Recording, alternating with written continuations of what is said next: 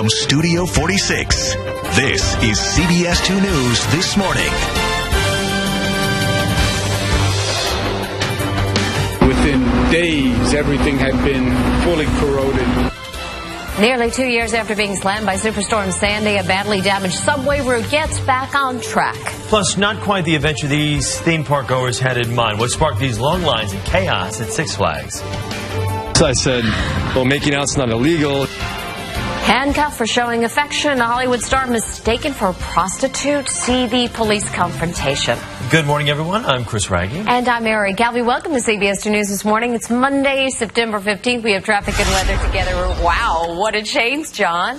I know, it's cold. It's out there. I finally got the ice scraped off my windshield. How long did that take? Forever. Yeah. Good morning, Chris. Good morning, Mary. Remember, making out is not illegal. It is chilly out there. We're going to see a great, glorious day later. But, yeah, 40s and 50s, kind of refreshing, to say the least. Make sure you and the kids are ready for it, so it's jacket weather. 57 in the city, winds are variable at 5. Relative humidity is at 55%, so it's a cool, dry air mass in place. We will see more clouds creep in tonight, so that'll serve to insulate a bit. After the morning chill, it's all thrill. 72, very pretty for lunchtime. Sun's up 6:36, that'll be pretty. Do watch for more clouds, though, around sunset time, and then into your Tuesday could actually see a little bit of rain. What are you going to see ride and drive-wise? Let's check out with Jill Nicolini. All right, North Brunswick, New Jersey will start here. Route 27, that is, closed down due to an accident again. Northbound side, go through Route 1 instead. In the meantime, quiet conditions at all of your Hudson River crossings. We'll start here at the Lincoln Tunnel with the live picture, and as you can see, very quiet conditions. No overnight construction to report here, and again, no incidents. Up at the George, down at the Holland, 2 other bets as well, all looking good. Belt Parkway at JFK Airport, traveling smoothly, westbound and eastbound cars here. And don't forget, alternate side of the street parking rules, they're in effect today citywide. Mary, over to you. Jill, thanks so much. A commuter alert this morning, nearly 2 years after Hurricane Sandy. Full R-line service between Manhattan and Brooklyn resumes in about 90 minutes. The Montague subway tunnel under the East River sustained unprecedented damage during the storm. Now, repairs have been completed several weeks ahead of schedule. CBS 2's Weijia Jiang live in Lower Manhattan with more on this. Weijia.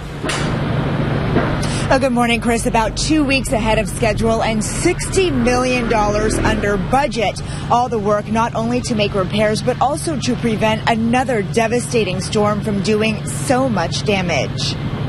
During Superstorm Sandy, an estimated 27 million gallons of salt water filled the Montague Tunnel, connecting Brooklyn and Lower Manhattan. Within days, everything had been fully corroded, severely damaging a 4,000-foot stretch. The MTA had to close the tunnel and do a major overhaul. That was the first time ever we had done an out-of-phase complete replacement of a tunnel duct banks. The duct bank houses all the wires for the signals, lights, and power lines. The massive repairs funded by the Federal Transit Administration included 11,000 feet of new track and 30,000 feet of new concrete. The pumping equipment was upgraded too, protection for the next big storm. I believe we should be prepared for it to happen again.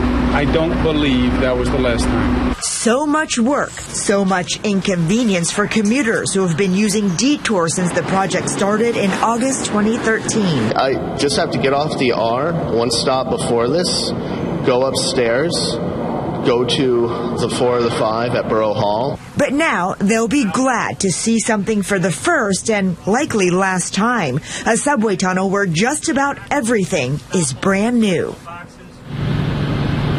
And the N train actually went through the tunnel last night, but the first R train is scheduled to do so this morning at 6 o'clock for about 65,000 subway riders. For now, we're live in Lower Manhattan. Weijia Jiang, CBS 2 News. Some good news there. Okay, Weijia, thank you. New developments this morning in the Ray Rice scandal. ESPN is reporting Rice will appeal his indefinite suspension from the NFL. Yesterday, the feminist group Ultraviolet flew a banner over MetLife Stadium before the Giants game.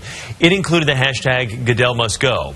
Commissioner Roger Goodell has been facing increased calls to resign after the NFL denied having not seen video showing Rice actually punching his wife in an elevator.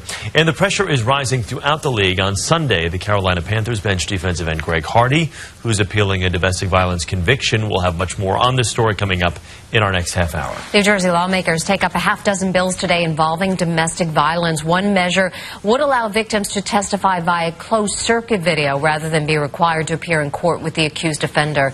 Another bill would require counseling for those convicted of domestic abuse. Counseling is now often a condition for those who strike plea bargains, but not for those convicted. A massive manhunt is underway for the gunman who ambushed 2 Pennsylvania state troopers Friday night outside their barracks. Corporal Byron Dixon was killed. Trooper Alex Douglas was critically wounded. Officials say Douglas is now conscious and talking. Investigators are hoping to interview him soon. There is now a $50,000 reward in this case. And Secretary of State John Kerry is among world diplomats meeting in Paris today, forging a strategy to win the war versus ISIS. The meeting follows the beheading of yet another Western hostage, British aid worker David Haines. British leaders racing to Downing Street yesterday summoned to an emergency meeting with Prime Minister David Cameron. He vowed that Britain would hunt down those responsible no matter how long it takes. They boast of their brutality. They claim to do this in the name of Islam. That is nonsense. Islam is a religion of peace. They are not Muslims, they are monsters. Officials have confirmed that ISIS militants are holding another British aid worker, Alan Henning, and threatening to execute him. Next. Happening today, federal, state, and local officials meet to discuss enhanced security and preparedness in the New York, New Jersey region. Among those attending the meeting in Midtown, Governors Christie and Cuomo, Mayor de Blasio, and Homeland Security Secretary Jay Johnson. Agencies participating include the Port Authority, NYPD, and state police. The Staten Island teen who died during football practice will be buried today. 16-year-old Miles Kirkland Thomas died last Monday after collapsing during a varsity football practice.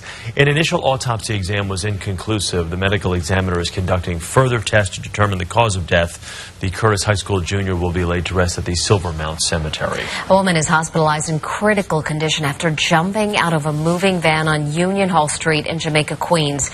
Police are trying to pull the van over when it happened. They suspected the driver of operating an illegal cab. He eventually ditched the car and took off on foot. Police later caught up with him and arrested the 22-year-old driver. Well, the fun came to a sudden halt for some thrill seekers trying to enjoy the last rides of summer at Six Flags Great Adventure in New Jersey yesterday. A power outage spoiled the day for many people forced off the rides. Some of them stuck in midair. Park officials say a faulty transmitter was to blame. Guests were safely unloaded to all rides within 20 minutes.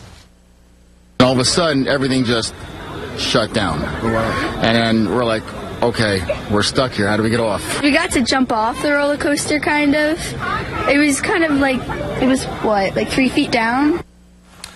Customers then got to wait in long lines, anxious to get their money back. Crews were still working on getting everything back to normal during the night. Sorry, folks, park's closed. Yeah, 3 feet, not bad. For me, it'd be like I'd be upside down, like 40 feet in the air. Never good when on a roller coaster when you have to jump off. Exactly. And it was such a beautiful day yesterday, too. Gorgeous. We're going to see another beautiful day today, so play hooky. No, kids, come on, don't do that. We'll see, for the most part, some great weather for much of the week. The one hiccup will be tomorrow morning around this time where we see a little bit of wet weather in the forecast. Outside right now, it's on the cool side, man. This is the view from high atop the Empire State Building. Great air quality, nice, great visibility. Just a really pretty way to start the day, but it's on the cool side. 57, winds are variable at 5, relative humidity at 55%. So it's a cool, dry air mass in place.